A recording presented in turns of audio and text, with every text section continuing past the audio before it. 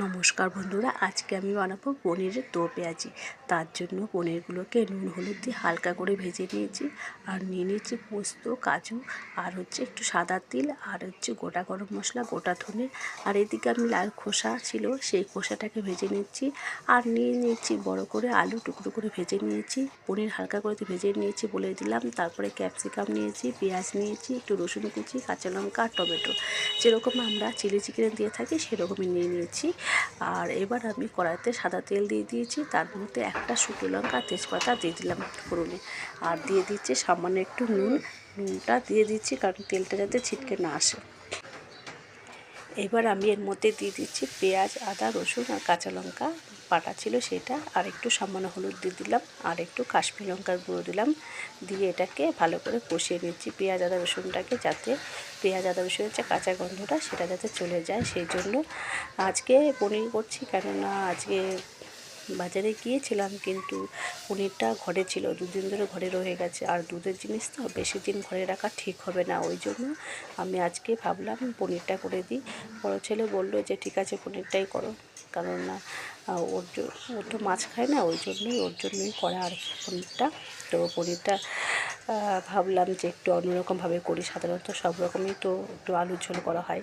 তো ওই জন্য আরেকটু নুন দিয়ে দিলাম, ঝোলের জন্য পরিমাণ মতো নুন দিয়ে দিয়েছি, লাগলে আর একটু দেবো। তো মশলাটাকে ভালো করে কষিয়ে নিয়েছি। এবার আমি এর মধ্যে দিয়ে দিলাম আমি যে ক্যাপসিকাম, পেঁয়াজ, কাঁচা লঙ্কা আর রসুন কুচি সেটা দিয়ে দিচ্ছি। এবার এই মশলাটাকে ভালো করে কষাতে হবে সব কিছুর সাথে, কেননা এখানে রসুনের কুচি আছে।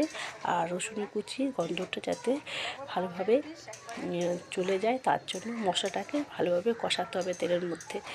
আর কাজু বাদাম, পোস্ত আর গোটা গরম মশলা ওটা আমি শিলে বেটে নিয়েছি। এটা ভালো করে কষিয়ে নিচ্ছি। এটা আমি রান্নাটা প্রথমবার ট্রাই করছি, তো আপনারা এইভাবে করবেন, তবে আমার মনে হয় না খারাপ হবে, ভালোই হবে খেতে, কারণ স্মেলটা ভালোই বেরোচ্ছে। ক্যাপসিকামটা আপনারা না চাইলে নাও দিতে পারেন, তবে আমার ক্যাপসিকামটা দেখলাম যে পনিরের যে কোনো রেসিপির সাথে ক্যাপসিকামটা ভালো যায়। আর যেহেতু পনিরের দো পেঁয়াজি হচ্ছে, পেঁয়াজটা যাবে, তো ক্যাপসিকামটা ঠিক সেমভাবেই কেটে আমরা দিতেই পারি, যেরকম টমেটো দিয়েছি ফ্লেভারটা ভালো আসে। আর ক্যাপসিকামের স্বাদ একটা আলাদা মাত্রায় নিয়ে আসে রান্নাতে, তো সেই জন্যই আমি এটা করছি। এবার আমি পোস্ত বাটাটা দিয়ে দিচ্ছি, এটা কিন্তু খেতে অসাধারণ হবে।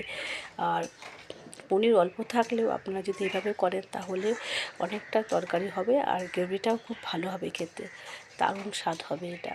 আমি বলছি আজকে রান্না করছি তো খুব সুন্দর ফ্লেভার বেরোচ্ছে, একটা আলাদা একটা ঘ্রাণই চারিদিকে ছড়িয়ে পড়ছে।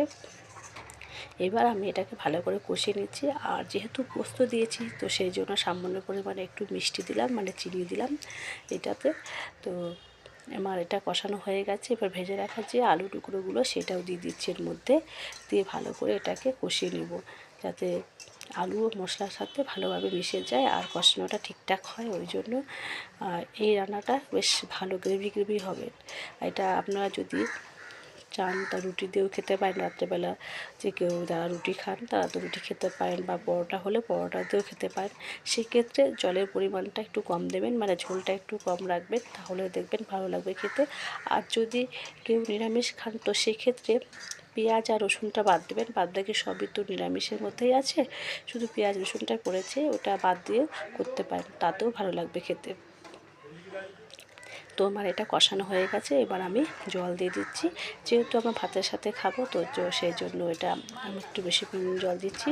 আর এর মধ্যে আর একটা জিনিস লাগবে, সেটা হচ্ছে বাটার। নামানোর আগে একটু বাটার দিতে হবে, তবে এটা খেতে খুব ভালো লাগবে। ঘি দেওয়ার প্রয়োজন নেই এর মধ্যে। তো ঝোলটা দিয়ে দিয়েছে, কালারটা বেশ ভালোই এসছে। এবার ভালো করে ঝোলটা ফুটিয়ে নেব, তার জন্য আমি ঢাকা দিয়ে দিচ্ছি। আলুটাও সেদ্ধ করে নিয়েছি ভালোভাবে, আর একটু বাটার বললাম দেবো, তো বাটারও দিয়ে দিচ্ছি। তো আরেকটু শুকনো হবে, এতটা ঝোল থাকবে না, আরেকটু ঝোলটাকে শুকিয়ে নেব। এবার পনিরগুলোকে দিয়ে দিচ্ছি, পনিরগুলো দিয়ে ভালো করে ফোটাবো, আরও মিনিট 5-7 মতন ফোটাবো। অনেকটাই পনির আছে, মোটামুটি 200 গ্রামের মতন পনির আছে, এই ঝোলটা অনেকটাই হচ্ছে। আর যেহেতু অনেক কিছু পড়েছে তার জন্য খেতে ভালোই হবে। তো আপনারা বাড়িতে এভাবে করবেন। আর একটু ঝোলটা শুকিয়ে নেব, তো নামিয়ে দিয়েছি। এবার আমি একটু চাটনি করছি, যেহেতু রোববার তো একটু চাটনি করলে ভালো লাগে খেতে, তা সেই জন্য আমি এখানে টমেটো চাটনি করব। তো একটু টমেটো আর একটু কুল ছিল ঘরে, তো সেইটা দিয়ে একটা টমেটো আর এক কয়েকটা কুল, একটা না একটুখানি টমেটো একটু বেশি আছে, 5 ফোড়ন দিয়ে একটা শুকনো লঙ্কা ফোড়ন দিয়ে করে নিচ্ছি। প্রথমে টমেটোগুলোকে নুন দিয়ে আর একটু হলুদ দিয়ে একটুখানি নরম করে নিচ্ছে, তারপরে কুলগুলো দেবো। কুলগুলো বেশি সেদ্ধ হয়ে গেলে ভালো লাগে না, ল্যাদ ল্যাদের মতন লাগে। তো সেই জন্য এখন কুলটা দিয়ে দিলাম, একটু ঢাকা দিয়ে দেবো, চিনি দিয়ে দেবো। আর কুলের চাটনিটা অনেকে খেতে চায় না, যেহেতু কুলটা হরহর হয় ওই জন্য।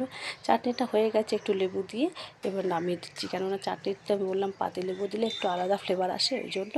তো নামিয়ে নিয়েছি, দুটোই হয়ে গেছে। কেমন লাগছে বন্ধুরা বলুন। যদি ভালো লেগে থাকে তাহলে অবশ্যই একটা লাইক ও শেয়ার করে দেবেন। ভালো থাকবেন আর সুস্থ থাকবেন। টাটা, সবাই আসছি।